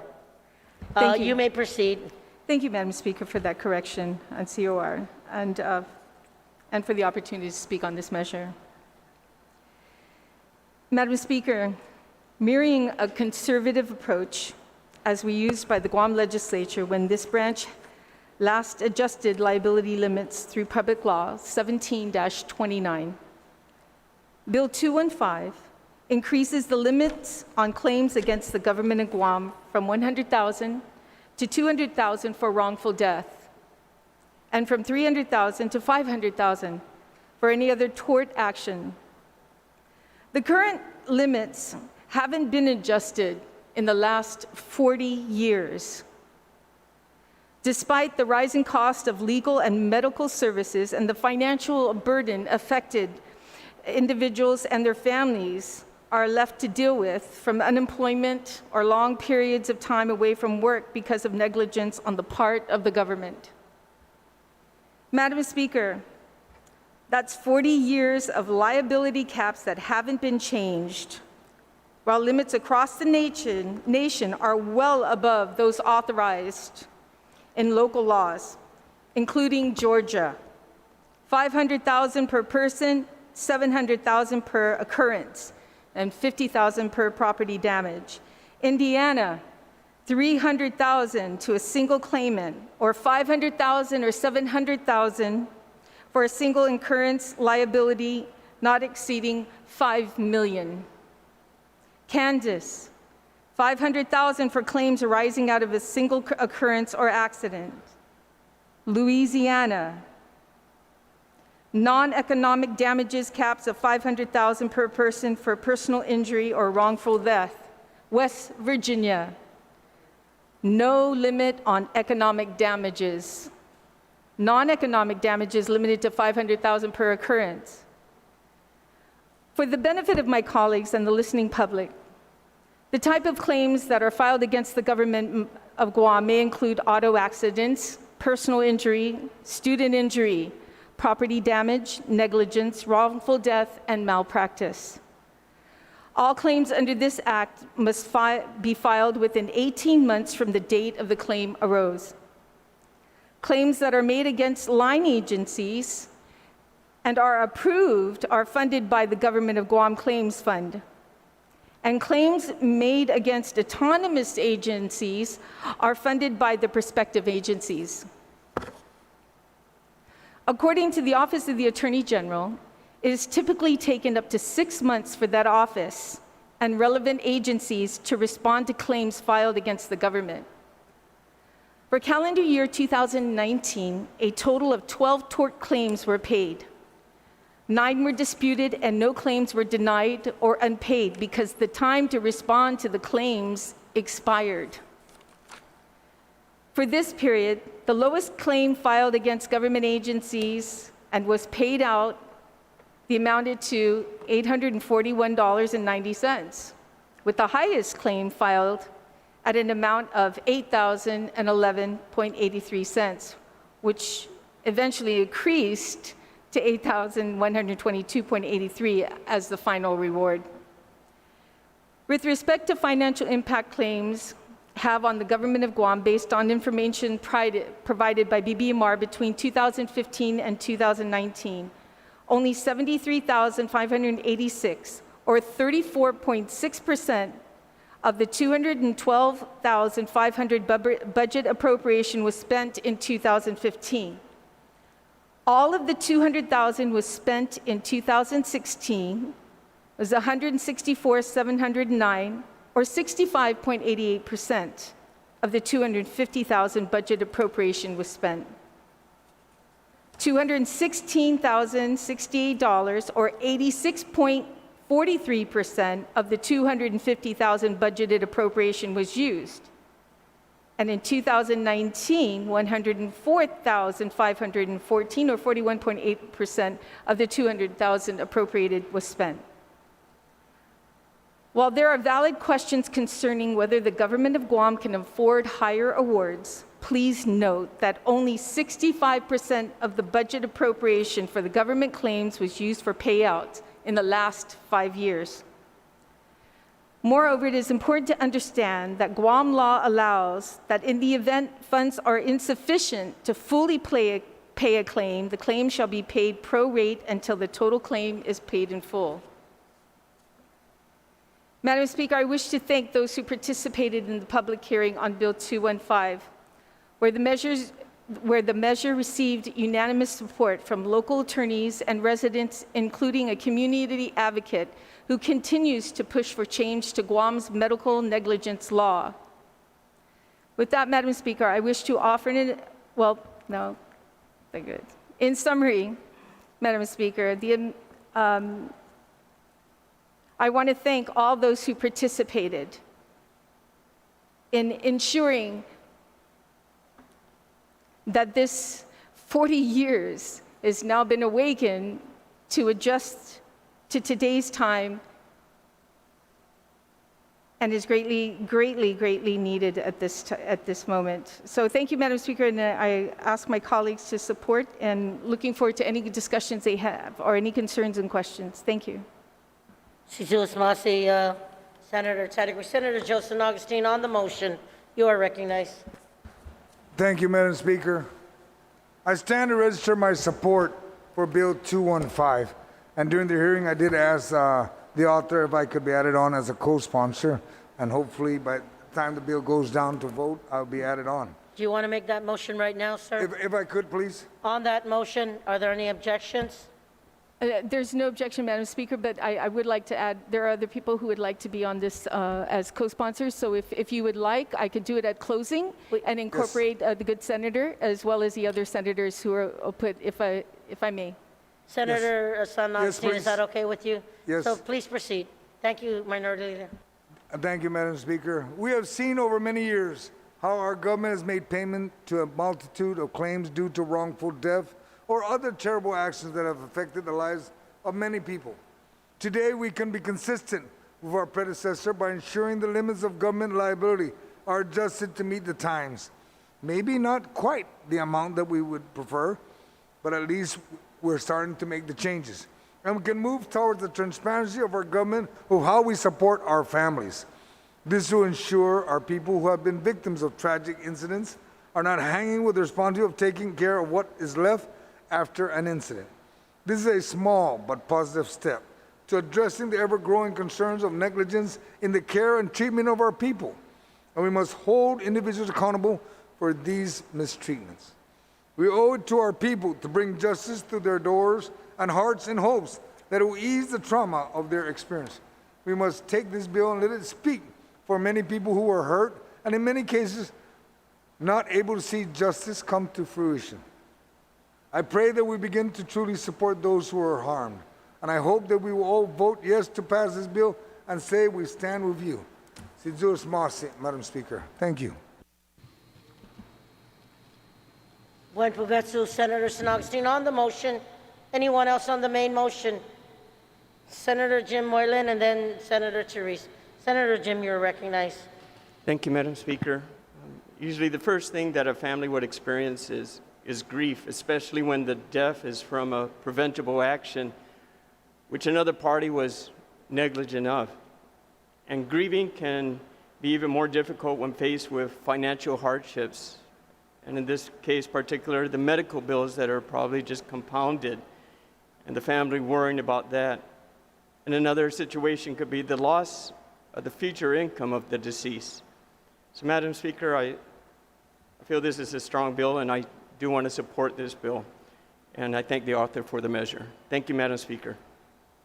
Thank you, Senator Moylan. I want to apologize. I forgot to, that Senator Castro was outside raising his hand. I will go ahead and then acknowledge him. Thank you, Senator Talahi. Senator Will Castro, I will address you, acknowledge you at this time. Please proceed. Thank you, Madam Speaker. Madam Speaker, I rise in support of the measure. As shared by the prior speaker, the principal author of the bill, she accurately noted that the last adjustments for wrongful death and other torts were well over 3 decades ago. I also want to state for the record that, quite frankly, if you were to weigh this adjustment upward against other jurisdictions, that the measure is quite conservative. And so I just want to state that for the record. But thank you, Madam Speaker, for the opportunity. I thank the principal author for the opportunity to participate on this measure. And I think the adjustments upward for wrongful death and other torts is long overdue. Thank you, Madam Speaker. Situas Masi, Senator Will Castro. Senator Therese Terlaya on the main motion. Thank you, Madam Speaker. I want to rise in support of this bill. It is a very long-awaited bill, and these tort limits, as testified earlier, have not been changed in many, many years, and what they are supposed to be serving for the people who are making claims against the government is never going to be adequate. For example, we remember cases where students are injured in schools. We remember one of the students at Southern High actually died. And this is all those families are able to claim from the government for its negligence in those injuries or death. And that's why I say it's never going to be enough, but I do commend the sponsor of the bill for raising the caps from 100 to 200 for wrongful death. Seems still woefully small, and from raising from 300 to 500 in any other tort action. And I was actually involved in a case where when I was a very young lawyer, I was shocked to see this is all that they are entitled to under the government claims. So I'm glad to have come full circle to be part of the legislature that's going to be raising these caps. And again, I want to give credit to those in our community who have advocated. Even in our medical malpractice hearings that we have had, they have advocated that we also raise these caps. So it is an excellent time to do that, and the need is great. Of course, this is settled by the Attorney General. They look at the claims and they decide whether the amount is correct or not, or negotiate it, and it's paid out by DOA. But so I just want to commend again the sponsor for this very timely measure and significant. Sizus Masi. Sizus Masi, Senator Teresa, anyone?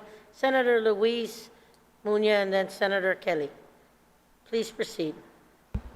Thank you, Madam Speaker. And again, I rise in support of this measure, and I thank the author for producing this for many years. It's about time that we've actually come to the table and talk about this. This is a great opportunity for us to make a difference in some of those lives. We may not be able to replace some of those lives, but we can at least hold our government accountable.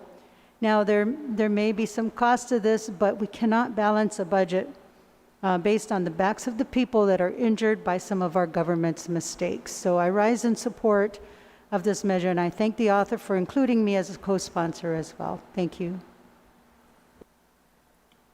You're very welcome, Senator Muñoz. Senator Marsh Taichuno, Assistant Majority Leader, you're recognized. Saina Maasi Maskehulu. I too rise in support of this bill, and when I was asked many months ago to be a co-sponsor by the author, I agreed with and really saw the need for updating this, and I'm glad that the author had that foresight and saw that need as well. It's important that the government is accountable and that it has incentive to prevent. And I think that that's what this does. It's something that has been mentioned is long overdue, waiting 40 years to update. Compensation like this is too long, really. But it has the potential to make sure that the government is working towards preventing, and prevention is so key. If we can figure out ways such as this to provide that incentive, I think it's all the more important. And as people mentioned, nothing replaces the harm from wrongful actions or the loss of a loved one.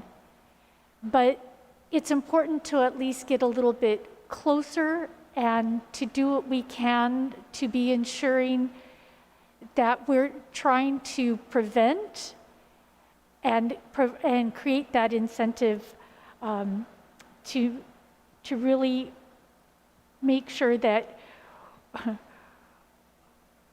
we're putting teeth, or we're putting ourselves forward to call upon the government to hold itself accountable. So again, I rise in support, and I appreciate that this is going forward, and hope for support from others as well.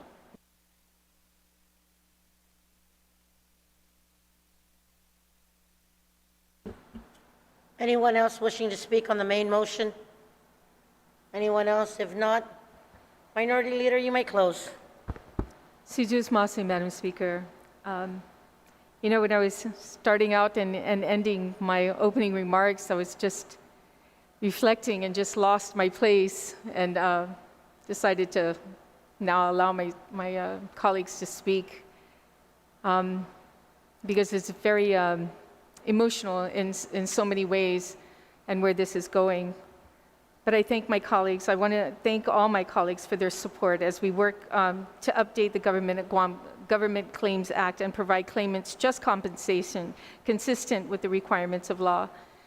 Madam Speaker, I introduced Bill 215 at a time when my colleagues and I conducted much needed public discussion concerning Guam Mandatory Medical Malpractice Arbitration Act. And as I contemplated policy options that would, as much as possible, provide fair compensation to victims for negligent acts. Madam Speaker, while there's no amount of money that could ever replace a life lost or adequately compensate victims and their families for their pain and suffering, Bill 215 gives me reason to believe that claimants and their loved ones can and will be given some form of justice, peace of mind, and a sense of closure. I'd like to thank my co-sponsors, Madam Speaker, Senator Luis Muñoz, Senator Will Castro, and Senator Kelly Marsh. And at this time, Madam Speaker, I would like to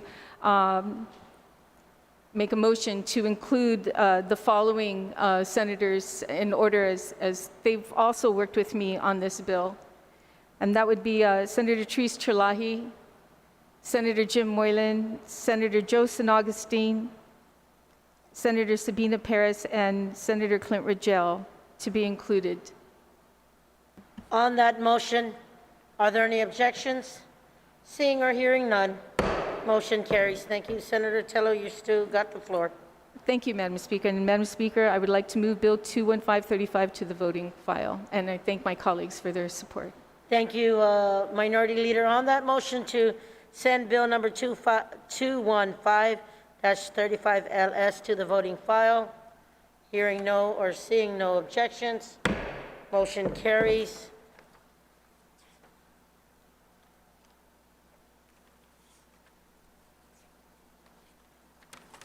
Colleagues, we're going to take a moment's recess, just a moment's recess.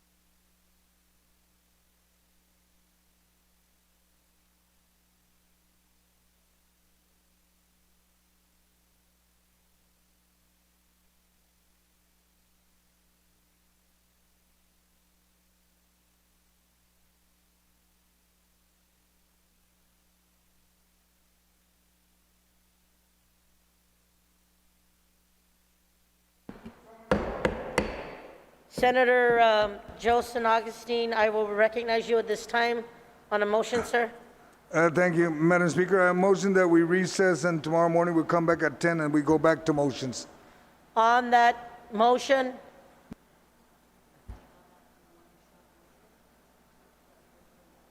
yes.